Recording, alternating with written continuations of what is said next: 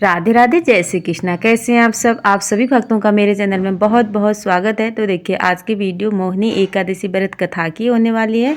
बैसाख के शुक्ल पक्ष की इस मोहिनी एकादशी को भगवान के पुरुषोत्तम रूप राम की पूजा का विधान है और भगवान की प्रतिमा को स्नान करा के उत्तम वस्त्र पहना के उच्चासन पर बैठा के आरती करनी चाहिए। मीठे फलों से भोग लगाना चाहिए। तत्पश्चात प्रसाद वितरित कर ब्राह्मणों को भोजन तथा दान दक्षिणा देनी चाहिए। रात्रि में भगवान का कीर्तन करते हुए मूर्ति के समीप ही पृथ्वी पर शयन करना चाहिए। इस व्रत के करने से निंदिक कर्मों से पाप से छुटकारा मिल जाता है।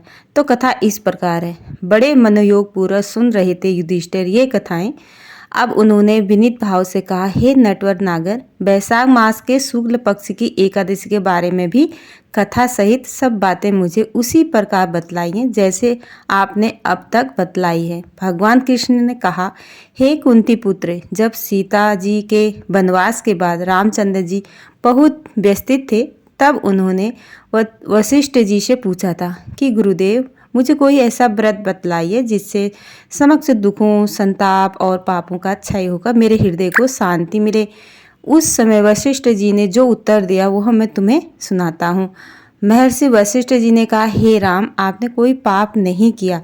आपका तो नाम लेने से ही मनुष्य के सभी रोग शोक मिट जाते हैं। यह प्रश्न आपने लोकहित की भावना से किया है। अतः मैं आपको बतलाता हूँ कि मानसिक शांति की प्राप्ति और संताप तथा पाप मिटाने का अमोघ अस्त्र है मोहिनी एकादशी का व्रत। बैसाख मास के शुक्ल पक्ष की एकादशी को मोहिनी एकादशी कहा ही इसलिए जाता है कि इसका व्रत करने से मनुष्य के पाप तथा दुख दूर होकर मोह जाल में से मुक्त हो जाता है। अतः दुखी मनुष्य को यह व्रत अवश्य करना चाहिए। मैं इसकी कथा कहता हूँ, आप ध्यानपूर्वक सुनिए। सरस्वती नदी के किनारे बसी सुंदर और संपन्न नगरी भद्रावती में धुतिमान नाम का चंद्रवंशी राजा राज्य करता था। इसी नगर में धन धान्य से परिपूर्ण धनपाल नामक एक वैश्य भी रहता था। वह वैश्य अत्यंत धर्मात्मा एवं विष्णु भक्त था। उसने नगर में अनेकों भोजनालय, प्याऊ, कुएं, तालाब और धर्मशाला आदि बनाए। सड़कों के किनारे आम, जामुन, नीम आदि के अनेक वृक्ष लगाए। उस वैश्य के सुमना, सद्बुद्धि, मेधावी, सुकीर्ति और धृष्टबुद्धि नाम का 5 पुत्र थे।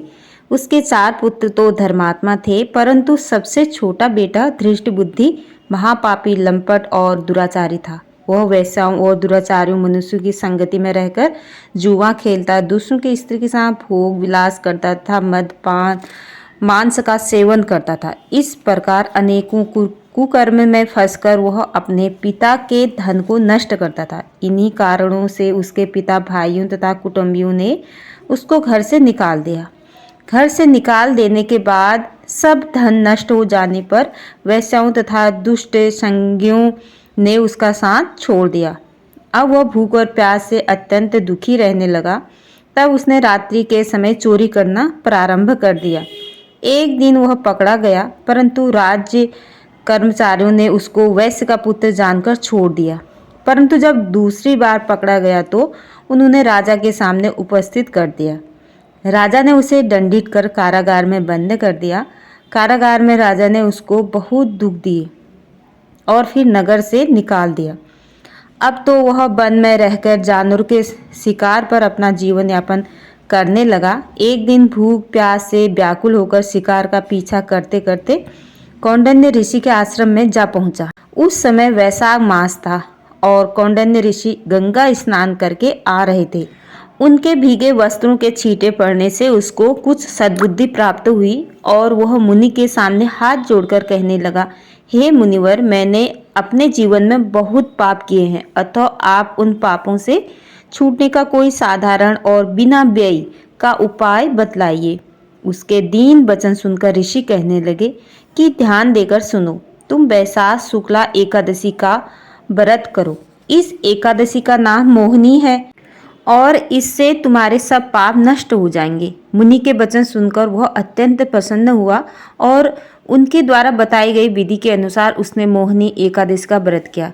हे राम, इस व्रत के प्रभाव से उनके सब पाप नष्ट हो गए और अंत में वह गरुड़ पर चढ़कर विष्णु लोक को गए। इस व्रत से मोह आदि सब नष्ट हो जाते हैं।